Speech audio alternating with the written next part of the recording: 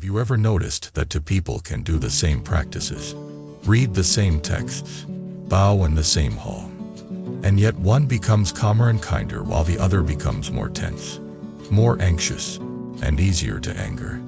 Have you ever realized that the real turning point in destiny often has nothing to do with what happens outside, and everything to do with one moment inside your mind when the direction quietly changes? Welcome back to the channel. Today we are going to talk about something that sounds simple but hits the core of real practice. Not practice as a performance, not practice as a badge, not practice as a way to win approval. Real practice as the art of transforming the mind, reducing harm, growing wisdom, and letting compassion become your new reflex. Here are the two most important ideas to hold from the very beginning. Form can exist, but the mind cannot be lost. Ritual and structure can support you, but if you forget what they are supporting, they become a cage. The second idea is even more practical. The true work is not on the surface. It is in the moment your mind moves. The moment irritation rises. The moment pride appears. The moment you want to prove yourself. The moment you want to attack or grasp. If you can work with that moment, your practice becomes alive. If you cannot, you can do 1,000 external forms and still remain trapped. Let me start with a story, because this topic only becomes real when you can see it living inside a human life. There was a man I will call David. He was sincere. That matters. He was not looking for a costume. He was looking for relief. Life had squeezed him for years. Work pressure, family misunderstandings, financial stress, health anxiety, and a constant feeling that no matter what he did, his mind never truly rested. One day, he stepped into a temple for the first time. Not for photos, not to impress anyone. He went because he was tired of being himself in the same painful way. He saw the atmosphere, the silence, the posture of people bowing, the sound of chanting, the steady rhythm of a bell. Something in him felt soothed, like his nervous system finally found a slower language. And this is where the story becomes very human. David did what most of us do when we find something that seems to work. He tried to do more of it. He began waking up earlier to recite. He learned prostrations. He added more sessions. He followed schedules. He watched teachings. He joined group practice. He downloaded timers. He kept track of numbers. He measured effort like a student counting assignments. At first, it felt good. Not because he had awakened, but because discipline gave him a sense of control. When life feels chaotic, control feels like safety. So he held on to forms as if forms could guarantee peace. But over time, something strange happened. The more he practiced externally, the tighter he became internally. He became more easily annoyed when people interrupted his practice time. He became judgmental of others who did not practice as much. He became harsh toward himself when he missed a session. He started speaking with hidden arrogance. He began pushing his body while ignoring his mental state. He could chant for an hour and then snap at a family member in 10 seconds. Then the worst part arrived. He started thinking, I must be doing it wrong. So he tried to fix it the only way he knew. He added more form, more effort, more intensity. His practice became like homework. His devotion became like clocking in. His mind became like a soldier under pressure. And the irony was brutal. He was doing spiritual practice, yet his inner life was becoming less spiritual. One evening he attended a talk where an older teacher spoke about Elder Meng, not as a legend to worship, but as a mirror for real cultivation. The teacher shared a single sentence that Elder Mencken used to say, a sentence that sounded simple enough to ignore, yet deep enough to reshape a life. The sentence was this, and I want you to hear it slowly. Do not let form kidnap your mind. The work is in the turning of the heart. David felt something in his chest tighten and then release at the same time. He was offended, because a part of him wanted to believe his form meant he was progressing. But he was also relieved, because a deeper part of him knew the truth. His mind had been kidnapped, not by evil, by insecurity, not by a demon, by the need to prove, not by the world, by his own craving for certainty and approval. He went home that night and sat quietly, not to chant, not to count, not to achieve. He just sat and listened to the noise in his mind. And what he heard was shocking. He heard the voice that said, "If I do enough, I will finally be safe." He heard the voice that said, "If I look devoted, people will respect me." He heard the voice that said, "If I suffer enough, I will become worthy." He heard the voice that said, "If I miss a practice, I am failing." He heard the voice that said, "I need to become someone spiritual so I can escape my ordinary pain." In one quiet hour, David realized something that many people never realize. He was not practicing for awakening. He was practicing for an image. And an image can never bring peace, because an image is fragile. It must be defended. It must be maintained. It must be praised. It must be compared. The moment someone looks down on it, it collapses. And then, you suffer again. This is why some people get more anxious as they practice. Not because practice is wrong, but because they turn practice into performance. Now let us bring this into a clearer teaching you can use. Form is like a boat. It can carry you across a river. But if you start polishing the boat, decorating the boat, arguing about the boat, and showing off the boat, you may never cross the river. You might spend your whole life floating in circles, proud of your boat, yet still on the same side of suffering. What river are we trying to cross? The river of greed that never feels satisfied. The river of anger that burns the heart. The river of confusion that keeps repeating the same mistakes. The river of pride that isolates you. The river of fear that makes you cling. The river of attachment that turns love into chains. Form can help you cross, but only if your mind is moving in the right direction. So what is the right direction? Toward awakening, which means seeing clearly. Toward wisdom, which means choosing actions that reduce suffering. Toward karma transformation, which means interrupting harmful habits and planting wholesome way. Toward compassion, which means refusing to add cruelty to a world already full of pain. Toward steady practice, which means gradual change, not dramatic performance. Now I want to tell you another story, because David is not the only person who gets trapped. In fact, the more sincere you are, the more likely you are to get trapped, because sincerity without guidance can turn into pressure. There was a woman I will call Lena. She was the kind of person people admired from the outside. She was busy, responsible, capable, and always trying to do the right thing. She also carried a secret fear. The fear was that she was not enough. So when she discovered practice, she approached it like she approached everything. She pushed herself to wake up early. She pushed herself to chant fast. She pushed herself to sit longer than her mind could handle. She pushed herself to keep adding rules. She pushed herself to never miss a day. And when she failed, she did not learn gently. She punished herself. She called it repentance, but it was not repentance. It was self-cruelty. True repentance is clarity and change. Self-cruelty is just another form of ego, because it still revolves around a harsh self-image that must be corrected through pain. Lena began to feel exhausted. Her practice sessions became heavy. She started feeling angry at the people around her because they were not as disciplined. She started feeling resentful because she was doing so much and still not feeling peaceful. One day she asked a teacher for advice. She said, "I do so much practice. Why do I still get angry so easily?" The teacher did not give her a new technique. He asked one question that cut through everything. When you practice, what are you really trying to feed? Lena did not understand. Feed what? Are you feeding your vow? Or are you feeding your pride? Are you feeding compassion? Or are you feeding your need to be special? Are you feeding awakening? Or are you feeding fear? Lena stared at the floor. She knew the answer, but she did not want to say. She was feeding fear. She was practicing as if practice was a shield against life.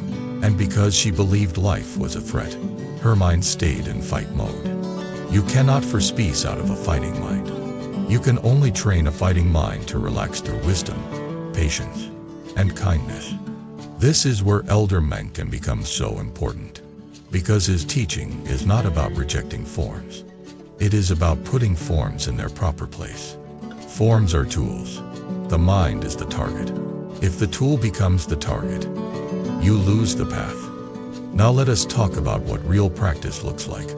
Not in a temple, not in a retreat, but in the moments that actually shape your destiny. Real practice shows up in a family group chat when someone writes something sharp and you feel he tries. Real practice shows up at work when you are criticized and your ego wants to defend immediately. Real practice shows up in traffic when someone cuts you off and you want to turn anger into poison. Real practice shows up when you are tempted and you feel craving pull like a rope. Real practice shows up when you feel anxious and your mind wants to run into distraction. Real practice shows up when you feel saddened, you want to numb instead of feel and heal. If your practice only works in a quiet room with incense, it is not yet integrated. It is like a plant that can only survive in a greenhouse. The goal is not to live in a greenhouse. The goal is to grow roots deep enough to live in the real weather of life. This is why Elder Meng and many wise teachers emphasize something very practical. Do not measure your practice by how much you do. Measure it by how much you are changing. Are you kinder than last year? Are you less reactive than last month? Do you recover faster after anger? Do you apologize sooner? Do you speak with less cruelty? Do you feel more gratitude? Do you create less harm? Do you keep your promises more cleanly? Do you feel more compassion for others suffering? These are not glamorous metrics, but they are the real signs that karma is shifting. Now I want to take you into the heart of why form becomes a trap. Because once you see the mechanism, you can escape it without throwing away the entire practice. Form becomes a trap when it is used for faith. Faith means the social self, the image you want others to hold about you, the identity you want to protect. When practice becomes about faith, everything becomes heavy. You chant, but you are secretly hoping someone notices. You bow, but you are secretly comparing yourself. You volunteer, but you are secretly collecting praise. You speak about teachings, but you are secretly building authority. You measure others, you judge, you compete, you defend. And here is the karmic cost. When you practice for faith, you strengthen ego. When you strengthen ego, you strengthen suffering, because ego is never satisfied. Ego always needs more proof. So the solution is not to reject form. The solution is to change your intention. This is where a simple vow becomes a powerful key. Before you practice, set an intention that is quiet and sincere. May this practice soften my heart. May this practice reduce my harmful speech. May this practice help me see my own greed and let it go. May this practice help me respond with patience instead of anger. May this practice help me grow compassion for all beings. May this practice help me be more honest and less defensive. When intention is pure, form becomes medicine. When intention is mixed with pride and fear, form becomes a drug that you use to escape self-awareness. Now let us return to David, because his transformation reveals what this teaching looks like in real daily steps. After hearing that sentence about form kidnapping the mind, David decided to run a small experiment. He did not stop practicing. He changed how he practiced. He decided that each time he sat down to chant, he would first ask himself one question. What is my mind seeking right now? Some days the answer was honest and beautiful. It was seeking clarity. It was seeking calm. It was seeking a reminder to live with kindness. But some days the answer was uncomfortable. It was seeking control. It was seeking reassurance. It was seeking the feeling of being superior. It was seeking escape from guilt. It was seeking a way to avoid doing the hard work of changing his speech and behavior in daily life. When he saw that, he did not scold himself. He just adjusted. He would slow down. He would chant with less speed and more presence. He would include a moment of silence. He would end by making a small commitment for the day. Not a dramatic promise, a practical one. Today I will not speak harshly when I am tired. Today I will pause before replying in conflict. Today I will be honest without being cruel. Today I will look for one chance to help quietly. Today I will keep one promise fully. Then he would go into the world and treat the day as the real practice hall. At first, he failed often. The old habits were wrong. He would still get angry sometimes. He would still feel pride sometimes. He would still want to prove himself. But here is what changed. He began to notice faster. He began to catch the moment his mind was about to move into an old pattern. That moment is everything. In Buddhist language, you could call it the moment of arising. The first spark before the wildfire. The first drop before the flood. If you catch it there, you can change the entire chain. If you do not, you will be dragged. So David trained one skill more than any other. The skill of pause. When irritation rose, he paused for one breath. When he wanted to speak sharply, he paused for one breath. When he wanted to defend his ego, he paused for one breath. One breath does not sound like much, but one breath can be the difference between planting a seed of suffering and planting a seed of wisdom. This is how karma changes in real time. Karma is not only big life events. Karma is also what you repeatedly choose when no one is watching. Now I want to show you how this teaching touches destiny. Because many of you are listening not only for spiritual language, but for practical impact. When you practice in a way that reduces anger, your relationships improve. When your relationships improve, your life becomes more supported. When your life becomes more supported, your opportunities increase. When your opportunities increase, your stress decreases. When stress decreases, your mind becomes clearer. When your mind becomes clearer, your decisions become wiser. When your decisions become wiser, your destiny shifts. This is not superstition. It is cause and effect. But if you practice in a way that increases pride, harshness, and tension, the opposite happens. Your relationships become strained. People distance themselves. Trust weakens. Support disappears.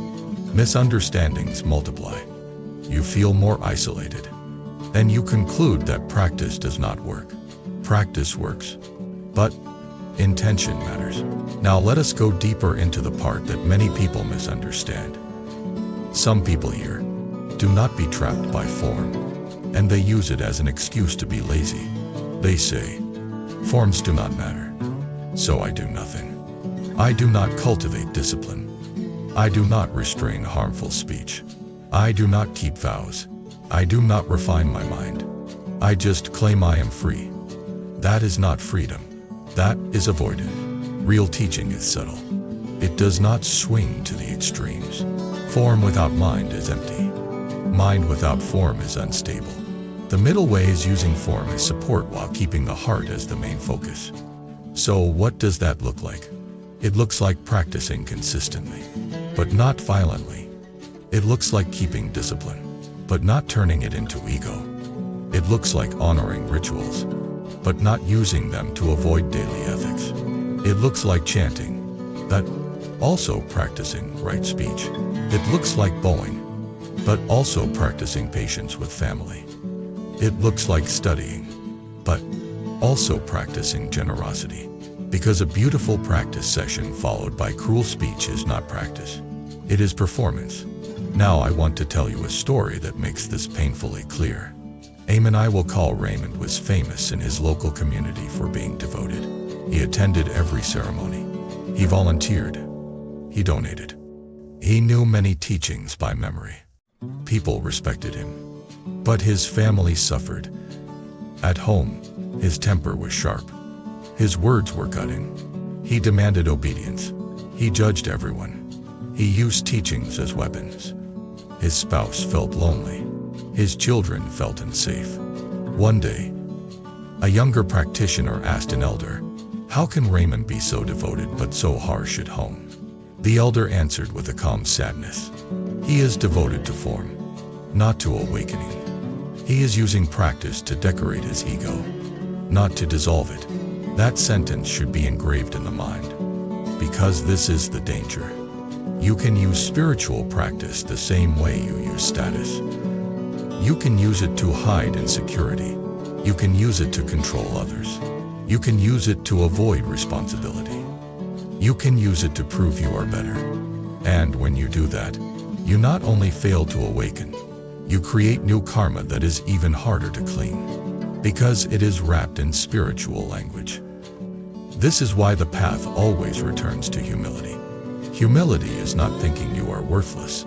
Humility is knowing you are still learning. And learning means you are willing to be corrected by reality. Reality will correct you through consequences, through relationships, through inner discomfort, through the mirror of daily life. So do not fight the mirror. Use it. Now let us bring this to the viewer who is genuinely practicing and feels confused.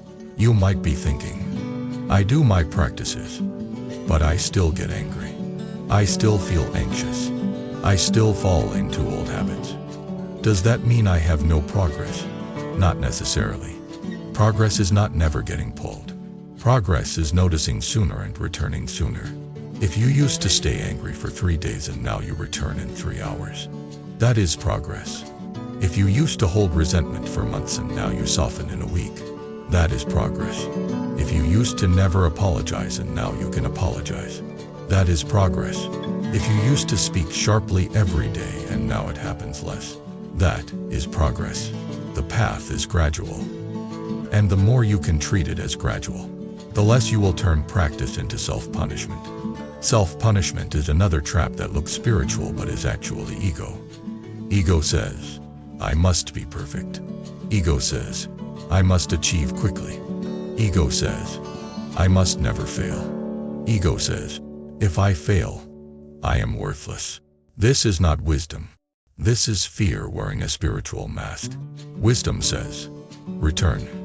Compassion says, return gently. Discipline says, return consistently. Awakening says, return to the moment and see clearly. Now, I want to share a method that comes straight out of the spirit of this teaching. A method so simple you might underestimate it. Before practice, ask, why am I doing this right now? If the answer is, to look good, to win approval, to prove something, to escape guilt, to control life, then do not quit. Just adjust your intention. Say, I see the ego. I see the fear. May this practice be for awakening. May it soften my heart. May it reduce harm. After practice, ask, is my heart softer than before? Am I more patient than before? Am I more willing to help than before? Am I less eager to judge than before? If the answer is no, again, do not panic. Do not punish yourself. Simply adjust. Maybe you are rushing. Slow down. Maybe you are forcing. Relax. Maybe you are practicing too long and becoming dull. Shorten and increase quality. Maybe you are using practice to avoid daily life. Bring practice into daily life. Because the point is not quantity. The point is alignment. Now I want to take you into the deepest part of this teaching. The part that changes everything. The mind that seeks to prove is the mind that suffers. Why? Because proving requires an audience. Proving requires comparison. Proving requires constant defense. Proving creates anxiety. Proving creates competitiveness. Proving creates loneliness. But the mind that seeks to awaken is different. It seeks to understand itself. It seeks to reduce suffering. It seeks to become harmless. It seeks to become clear. It seeks to become compassionate. This mind grows lighter. So the turning point is not more practice. It is a different aim. From proving to awakening. From performance to sincerity. From counting to transforming. From face to freedom. This is the direction change that quietly rewrites destiny. Now let me tell you a story that shows how this direction change happens in a single moment. A young practitioner I will call Ethan came to a teacher and said, I practice well in the meditation hall. But when I go home, everything collapses. I get irritated. I fight with my family. I scroll endlessly. I lose my discipline. I feel like a hypocrite. The teacher asked him, "Where do you think practice happens?" Ethan said, "In the hall." The teacher smiled and said, "The hall is where you train. Home is where you practice." Then he said something even sharper. "If your practice cannot walk into your kitchen, it is not yet yours." Ethan felt exposed, but the teacher was not trying to shame him. He was trying to liberate him. The teacher explained that the real demons are not outside. The real demons are your habits, your reflexes, your automatic reactions. So the real practice hall is your daily life, your kitchen, your workplace, your family conversations, your online behavior, your private thoughts when no one is watching. This is where your mind shows its true training. And this is where form becomes useful. Because form is like weights in a gym. You lift them in a controlled environment so you can be stronger in real life. But if you spend all your time lifting weights and never use your strength to live well, you miss the point. Now I want to connect this to compassion. Because compassion is not just an emotion. Compassion is a standard. It is the measure of whether practice is real. If your practice makes you more compassionate, it is working. If your practice makes you more arrogant, you are drifting. If your practice makes you more patient, it is working. If your practice makes you more judgmental, you are trapped. If your practice makes you more honest and gentle, it is working. If your practice makes you more harsh and controlling, it is being hijacked. Compassion starts with the people closest to you. It starts with how you speak to your family, how you respond when you are tired, how you treat strangers who inconvenience you, how you treat yourself when you fail. This is why many teachers emphasize ethics in daily behavior, not only meditation and chanting. Because if you are reciting but you are still lying, still manipulating, still exploding, still gossiping, still taking cheap advantages, then your practice has not touched the roots. Now let us talk about roots. The roots are greed, anger, and confusion. Greed is not only money. It is wanting things to go your way. It is wanting praise. It is wanting control. It is wanting comfort now. Anger is not only shouting. It is resentment. It is sarcasm. It is cold punishment. It is silent contempt. Confusion is not only ignorance. It is self-deception. It is using spirituality to avoid responsibility. It is pretending your habits do not matter. The path is uprooting these gradually, not by force, but by awareness and repeated wise choices. This is why the teaching says, the work is in the moment your mind moves. Because greed begins as a movement. Anger begins as a movement. Confusion begins as a movement. If you can see the movement, you can change it. Now I want to give you a vivid day in the life of someone who practices this correctly, so you can feel how it actually looks, not as theory, but as a living rhythm. Imagine David on a normal day. He wakes up and his first impulse is to check his phone. He notices the impulse. That noticing is already practice. He takes one breath before touching the phone. He is not trying to be dramatic. He is training the pause. He does his short morning practice. Not long, not intense, just sincere. He sets an intention. May I be less harmful today. May I speak gently. May I not let pride control me. He goes to work. A co-worker is slow. A meeting gets delayed. In the past, he would have complained. He notices irritation. He pauses. He reminds himself, practice is here. He does not force himself to feel happy. He simply refuses to feed irritation with extra stories. He breathes and returns to the task. Later, he receives a message that feels disrespectful. His ego wants to respond sharply. He feels heat in his chest. He pauses. He waits 5 minutes.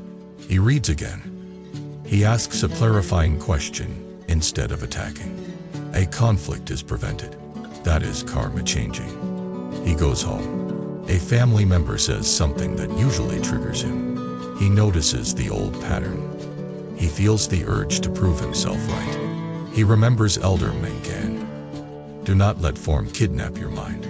The work is in the turning of the heart. He turns his heart away from proving and toward understanding. He says, I hear you. I need a moment. Let us talk calmly. He steps away, breathes, returns, speaks with less heat. That is practice. That is also destiny.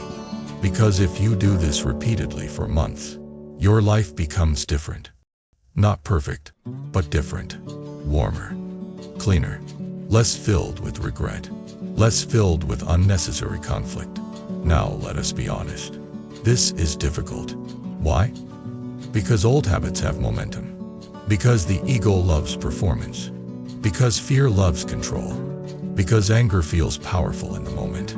Because proving yourself feels like protection. So you need patience.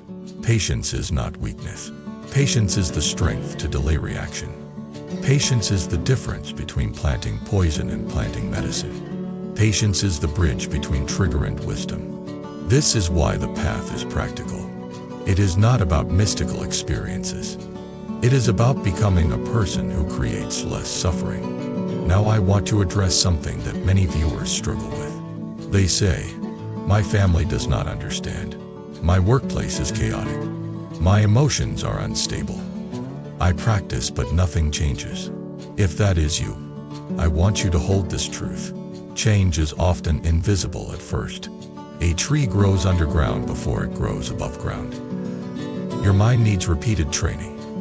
You might not see dramatic results in a week, but if you keep practicing the pause, the intention, the daily ethics, the gentle return, you will notice something after a few months.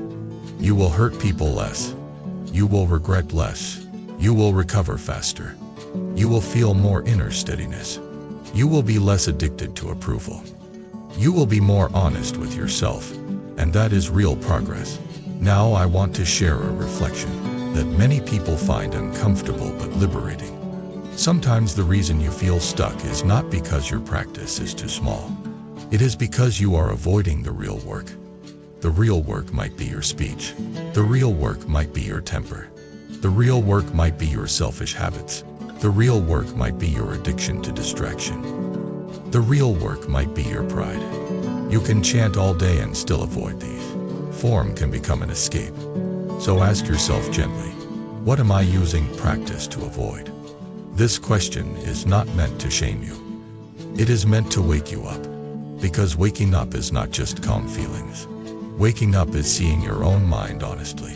And once you see honestly, you can change. Now let us tie this back to a phrase you can carry in your pocket for the hardest moments. When you are triggered, am I trying to prove? Or am I trying to awaken? If you are trying to prove, your words will likely harm. If you are trying to awaken, your words will likely heal. If you are trying to prove, you will cling. If you are trying to awaken, you will release. If you are trying to prove, you will be tight. If you are trying to awaken, you will be steady. This one question can save you in the middle of conflict. Now I want to close with a long, human ending. Because stories deserve a ending. And because you deserve to feel the heart of this teaching. Not just the concept. David did not become a saint. He did not become a perfect practitioner. He still had moods. He still got tired. He still had moments of irritation. But something fundamental changed. His practice stopped being a costume and became a compass.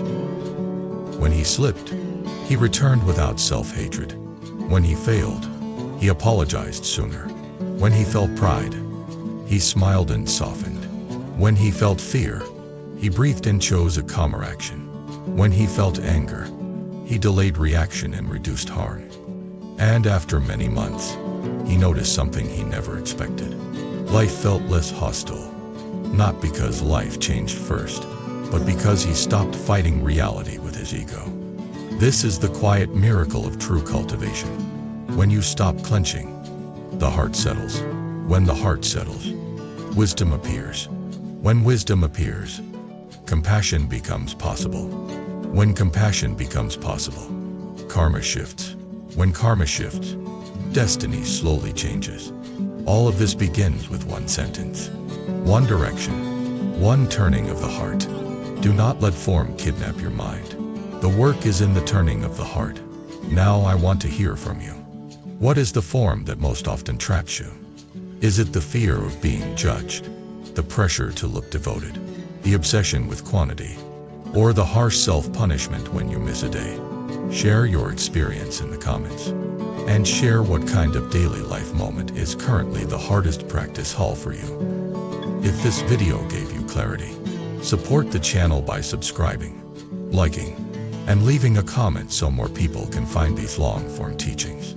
And if you want to keep this space alive and help us create deeper and longer content, consider becoming a member. Until next time, keep your forms, but do not lose your heart. Practice where it matters most, in the moment your mind moves. And choose awakening over performance. Life gets noisy. Work, stress, expectations. Sometimes we lose touch with the quiet part of ourselves. Bracelet isn't just an accessory. It's a small reminder that you deserve peace. You deserve moments of stillness. You deserve to hold on to your inner balance. If one of these bracelets speaks to your heart, you'll find the purchase link in the description below. And even more auctions available on our channel's shop page. Pick home the one that feels right.